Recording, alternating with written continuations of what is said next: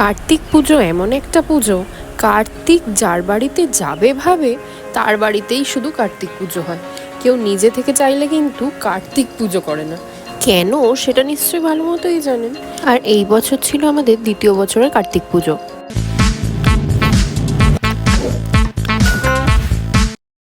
তাই কার্তিক পুজোর দিনের শুরুটা কিভাবে হলো সেটা তো বলবোই।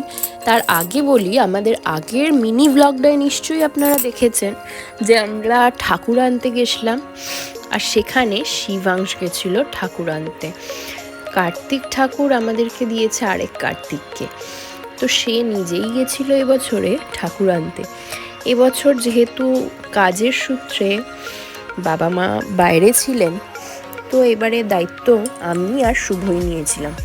তার মধ্যে একটা দিদি ছিল, রানুদি, ও আমাদেরকে বলেছিল যে তুমি শুধু কেটে কুটে রেখো, আমি পৌঁছে গিয়ে রান্না করে দেবো। তাও আমি ভাবলাম পায়েসটা একবার ট্রাই করি বলে পায়েসটা আমি করেছিলাম, বাকি আমি কেটে কুটে রেখেছিলাম।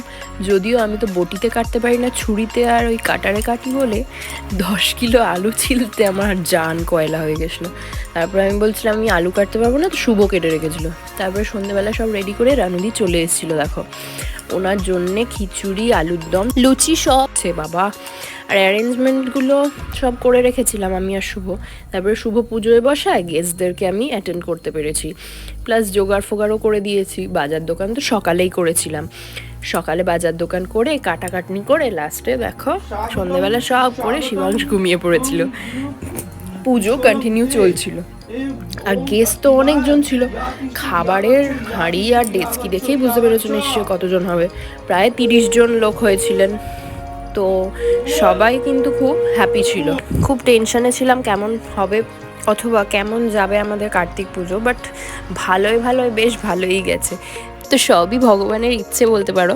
তারপরে রানুদিরা সব মিটিয়ে একেবারে বলেছিল চলে যাবে, তো আমরা বললাম যে রাত 12টার পর মিটেছে আমাদের সব, মানে গোছানো গাছানি করতে করতে রাত 2টো বেজেছে, বাট আমরা খেয়ে নিয়েছি 1টার মধ্যে। আর শিবাংশ ঘুমিয়ে পড়েছিল, একটু আড্ডাও মারছিল তার আগে। তো আমি বললাম স্টে করে যাও, কারণ ট্রেন তো পাবে না, 12টার ট্রেনেও যেতে পারতে না, মানে এমনই অবস্থা হয়েছিল। সব থেকে দুঃখের বিষয়, এত হেকটিক শিডিউলে সেদিনকে আমি কোনো অর্নামেন্টস পরতে টাইম পাইনি। দেখে কি বাজে লাগছে। এই দেখো শিবাংশ এখনও আড্ডাই আর কি মারছে। গেস্টদের ফটো ভিডিওস তুলিনি একটাই কারণে, কারণ অনেকে পছন্দ করে না ভ্লগেতে আসতে, বা অনেকে মানে বুঝতেই পারছো, তো তাই জন্যে আমরা শুধু নিজেদের ভিডিওসগুলো রেখেছি। আর আমাদের কার্তিককে বলো তো কেমন দেখতে হয়েছে, তোমরা তো আগেই দেখেছো আমাদের ভ্লগেতে। তাহলেও এই কমেন্টে জানাতে ভুলো না আমাদের অ্যারেঞ্জমেন্টস কেমন হয়েছে। পুজো তো ভালোই কেটেছে, আর কার্তিক কেমন হয়েছে। সব থেকে ভালো লাগে যখন গেস্ট বা ইনভাইটিসরা খুব স্যাটিসফাইড হয়, এটাই পাও না। এই দেখো আমাদের ফটো দিয়ে আজকের ভ্লগ শেষ করলাম। দেখা হচ্ছে আবার নেক্সট ভিডিওতে, টাটা।